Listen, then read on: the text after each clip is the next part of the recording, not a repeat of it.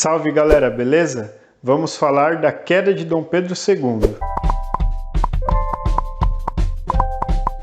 Dom Pedro II governa o Brasil de 1840 a 1889. Toda a história aí do governo dele é muito importante, mas vamos destacar o seguinte: 17 de novembro de 1889, Dom Pedro e sua família, a bordo do navio Alagoas, são aí exilados para a Europa.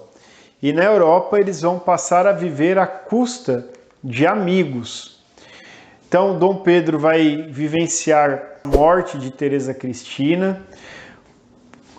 Ele vai passar por uma situação de umas tosses, né? Uma questão que não passava. Quando ele vai ver, ele está com uma forte pneumonia, que tinha já tomado o pulmão esquerdo dele, e isso vai levar Dom Pedro a óbito em 5 de dezembro de 1891. E Dom Pedro, quando então dado o seu óbito, ele, ainda que exilado na Europa, ele vai ter ali um funeral nas pompas, digamos assim, de um monarca, com roupas, honra, inclusive com narrativas de que Dom Pedro era um herói civilizador que foi injustiçado por sua gente. Até mesmo isso vai mudando com o tempo, e Dom Pedro começa a ser visto como um grande herói nacional, um grande herói do Brasil. Prova disso é que em 1939 é inaugurada por Getúlio Vargas a Capela Mortuária em Petrópolis, onde jazem ali o imperador e a Teresa Cristina, né, para mostrar aí como essa figura foi sendo retomada e ressignificada ainda na República que o derrubou. Mas enfim, a ideia aqui é falar do que levou à queda do Império. Então, o primeiro elemento é a ausência de Dom Pedro II no governo. Dom Pedro II, numa fase do governo, ele viajava muito pelo mundo, se preocupava pouco com o Império, até para o Egito Dom Pedro foi. Outra questão que marca aí os problemas do Império é a vinda do Partido Republicano em 1870 e depois a criação do Partido Republicano Paulista de 1873. Um parênteses, muitos historiadores defendem que Dom Pedro II era também um republicano, tinha ideais republicanos. Não é à toa que chega um dado momento do seu império, do seu reinado, que ele não vai mais se vestir tanto com as roupas de monarca, mas com roupas de civil e conviver ali nos grupos civis. Alguns entendem até que ele fazia um processo de passagem da monarquia para a república que foi impedido pelo golpe da República de 1889. Outro problema que marca o Império de Dom Pedro é a relação com a Igreja Católica. Sobretudo a questão do padroado. O que é o padroado? A Igreja Católica no Brasil, algumas decisões de escolhas de bispo, criação de dioceses, dependia muito da aprovação do Império, do padroado. E isso vai incomodar muito algumas lideranças da Igreja que vão se colocar contra a figura de Dom Pedro II. Outro aspecto importante ligado à questão da Igreja é a maçonaria. Por quê? A Igreja, há um bom tempo, né, naquele tempo, sobretudo início do século XVIII, começa a fazer grandes críticas à maçonaria, e aí o Papa Pio IX, em 1864, ele escreve uma encíclica chamada Quanta Cura. Essa encíclica do Sumo Pontífice vai ter um anexo que é a Sílabus.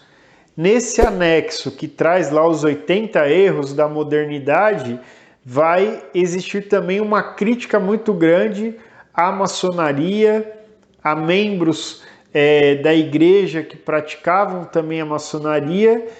E aí alguns bispos da igreja do Brasil à época, sobretudo Dom Vital, vão assumir de forma dura essa crítica à maçonaria e vão criticar, por sua vez, Dom Pedro II. Outro grupo e que vai gerar um problema para Dom Pedro, causado talvez até mesmo pelo próprio Dom Pedro, é a questão do exército. Por quê? Porque com a Guerra do Paraguai o exército se fortalece muito, mas ao mesmo tempo eles não são reconhecidos quando voltam da batalha, né? E isso vai enfraquecer as relações do exército com Dom Pedro. Não é à toa que Floriano Peixoto, por exemplo, ele lutou na Guerra do Paraguai.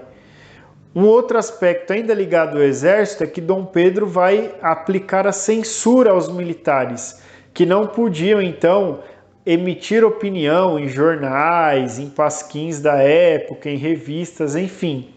Isso vai incomodar demais o exército, que também vai se articular aí nesse movimento de derrubada do trono. Outro grupo que vai impactar aí na queda do Império de Dom Pedro são as oligarquias agrárias, ou seja, as elites donas de terras. Ter terra é ter poder. E essa galera aí não está muito satisfeita com o Império por várias questões. Uma delas são os movimentos de gradual processo de abolição da escravidão, então lei do ventre livre, lei do sexagenário, e a gota d'água na visão dessa galera dono de terra, dono de escravos humanos escravizados, é a Lei Áurea de 13 de maio de 1888, assinada aí pela princesa Isabel. Isso é a gota d'água. Esse grupo, então, ele vai querer mais participação política e, para isso, vai ter aí a tese de derrubar o império, derrubar o rei. Outro grupo que também se envolve aí na queda do império é a classe média. A classe média eram aqueles profissionais liberais, comerciantes, que tinham ali então uma vida mediana, não eram ricos proprietários de terra, mas também não eram ali profissionais mal remunerados ou escravos. É a classe média, como a gente fala hoje. E aí essa classe média queria liberdade política e econômica, e também vão se articular aí para derrubar o governo de Dom Pedro II. Somando a esses grupos, então, somando ao problema com a igreja, com os militares, com a elite agrária, com a classe média, vai aí, e com os partidos republicanos, vai se despontar os projetos republicanos no Brasil. Então, há 3 grandes projetos republicanos no Brasil no Segundo Reinado. O liberal, que era tocado pelas elites agrárias, os jacobinos, que se davam em grupos mais citadinos e tinham ideais mais radicais, ligados, portanto, aos ideais jacobinos lá da Revolução Francesa, e os positivistas ligados ao grupo dos militares. Vai acontecer que os jacobinos ficam isolados nesse projeto republicano, e quem vai se articular de fato e unir forças são as elites agrárias e os militares nesse processo, então, que vai culminar com a proclamação da República no Brasil no dia 15 de novembro de 1889, um golpe militar liderado por Marechal Deodoro da Fonseca, Floriano Peixoto, Benjamin Constant. E aí, isso já é outra parte da história, isso fica para outra aula. Um abraço, curte aí, compartilha, até mais.